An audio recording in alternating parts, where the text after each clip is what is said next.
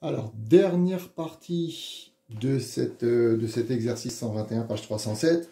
Donc, le cas avec les suites. Partie A, on a fait les probas. Partie B, on a modélisé avec un graphe probabiliste. Partie C, on va essayer d'utiliser les suites numériques et toutes nos connaissances du tronc commun pour arriver sur les mêmes résultats. Donc, premièrement, on nous demande en fait de justifier cette relation que j'ai notée en bas ici. Alors, Pn, je vous rappelle que c'est la matrice de l'état probabiliste à l'étape n, donc probabilité d'être favorable, probabilité d'être défavorable. Ils sont sympas, ils vous disent en utilisant la relation en fait Pn plus 1 égale Pn fois m. Donc vous remplacez par leurs matrices respectives, donc An plus 1, Bn plus 1, An, Bn, et la matrice m. Vous effectuez le produit matriciel ici, ligne fois colonne, vous avez les deux éléments.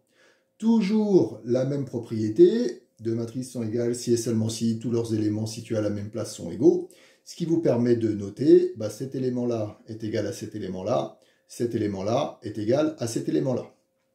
Vous prenez la première équation, d'accord, là où il y a les An plus 1 et les An.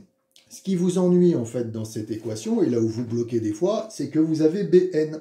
Par rapport à l'exercice précédent, ils avaient remplacé directement et ils avaient mis AN et 1 moins AN. Là, c'est un AN et BN. Donc, si vous ennuie, c'est le BN. Là, il faudrait le transformer et l'exprimer en fonction de AN ou de AN plus 1. Je vous rappelle que AN et BN, leur somme, c'est égal à 1, parce que la probabilité d'être favorable, la probabilité d'être défavorable, c'est un événement certain, donc la probabilité est égale à 1.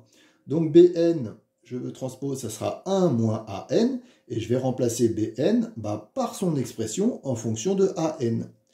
Donc si je remplace 0,15 fois 1 moins AN, je développe et je réduis, je retrouve l'expression demandée, c'est-à-dire en fait l'expression, on reconnaît en fait une suite arithmético-géométrique, et cette suite arithmético-géométrique, si je voulais des prévisions sur le long terme, je ne pourrais pas calculer A indice 100. Il faudrait que je fasse A0, A1, A2, A3, etc.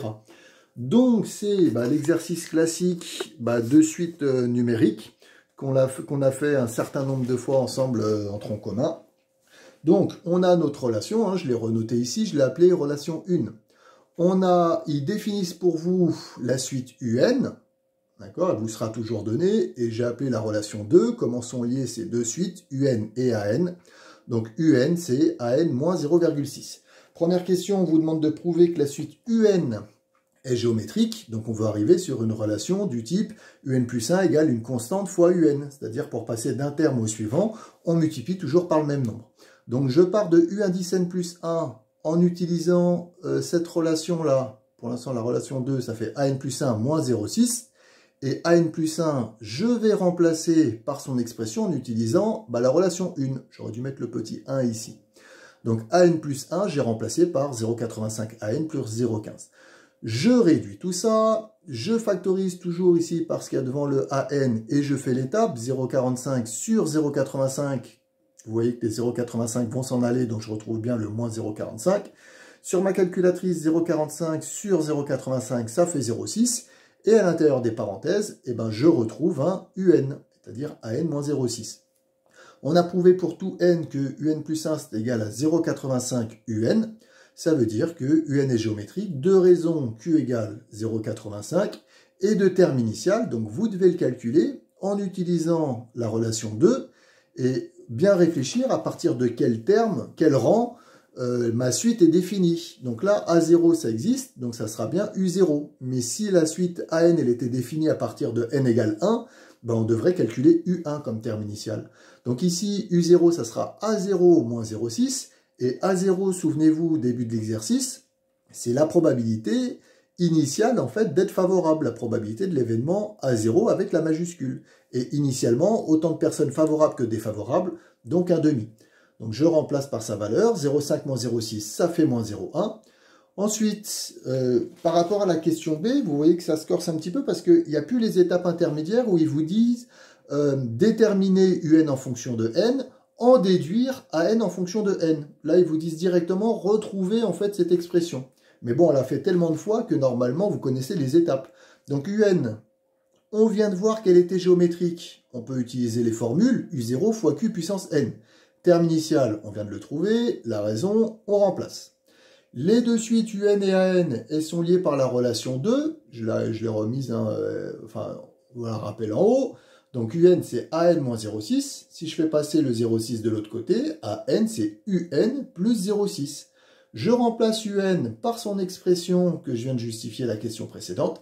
Et j'ai une expression de AN en fonction de N, c'est-à-dire AN égale moins 0,1 fois 0,85 puissance N plus 0,6. Et cette expression me permet en fait maintenant de calculer la probabilité d'être favorable à n'importe quel mois. Alors qu'au début, je vous ai fait la remarque, on devrait procéder par récurrence et calculer terme après terme. Là, si je veux A10, je remplace directement N par 10 dans l'expression. Et maintenant qu'on a cette expression, on va essayer d'avoir des estimations justement sur le long terme. C'est-à-dire, on va calculer la limite de cette suite quand n tend vers plus l'infini. Alors là, ils vous font faire les étapes. Ils vous demandent d'abord la limite en fait de UN. Ils auraient pu vous dire directement calculer la limite de AN. Ils vous font calculer la limite de UN. La limite de UN, c'est la limite de ça. La limite de 0,85 puissance n, ça fait 0. Si vous avez un doute, vous tapez sur votre calculatrice 0,85 puissance 10. Ça va être un nombre infiniment proche de 0. Donc, moins 0,1 fois un nombre proche de 0, ça donnera 0. Donc, la limite de UN, c'est 0. AN, son expression, c'est UN plus 0,6, ou avec l'expression en fonction de n. Donc, quand ça tend vers plus l'infini, ça tend vers 0, d'après ce qu'on vient de faire. Donc, il reste plus 0,6, un nombre très proche de 0, plus 0,6. Donc, la limite de AN, quand n tend vers plus l'infini, ça fait 0,6. Notre interprétation de ce résultat AN, c'était la probabilité de l'événement AN, majuscule, c'est-à-dire la probabilité d'être favorable au bout de n mois. Donc, sur l'interprétation de ce résultat, sur le long terme, la probabilité que la personne soit favorable au groupe politique va tendre vers 0,6. Et vous voyez que c'est cohérent parce qu'on retrouve le résultat de la partie B qu'on avait justifié avec les graphes probabilistes. On avait trouvé l'état stable et on avait trouvé 0,6, 0,4, favorable, défavorable. Et donc, on retrouve ce résultat avec les suites. Donc, notre résultat, en fait, est cohérent. Refaites bien cet exercice. Je répète, si vous maîtrisez les difficultés de cet exercice, vous avez vu les principales difficultés sur les graphes probabilistes. À bientôt.